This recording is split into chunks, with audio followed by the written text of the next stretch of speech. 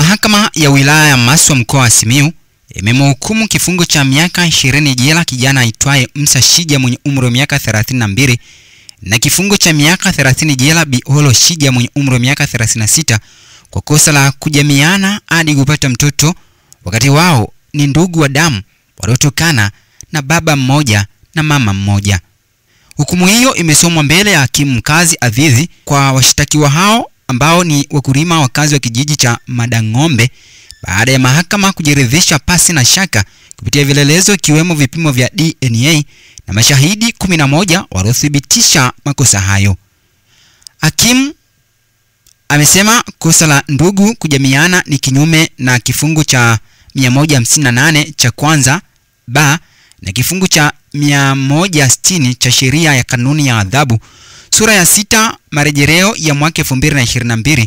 ambapo kwa mujibu wa maelezo ya upande wa mashtaka ukiongozwa na mkaguzi wa polisi Vedastus Wajanga, kati ya mwaka 2018 hadi Julai 30 mwaka 2024 washtakiwa hao walikuwa wakiishi pamoja kama mme na mke na wakapata mtoto mmoja. Washtakiwa hao walifikishwa mahakamani kwa mara ya kwanza Agosti 12 mwaka 2025, ambapo walikiri makosa na kuhukumiwa kifungo cha miaka 20 kwa Musa na 30 kwa Horo,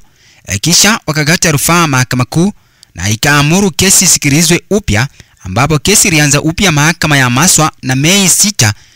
2025 walifikishwa mahakamani na kusomewa mashtaka yao na wakakana kutenda makosa hayo licha ya vipimo vya DNA kuonesha mtoto wao ana uhusiano nao wa damu 99.9.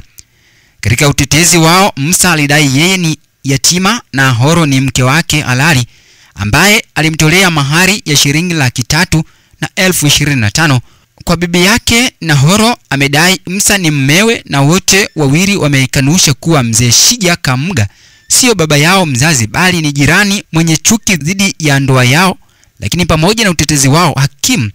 akawahukumu kwenda jela.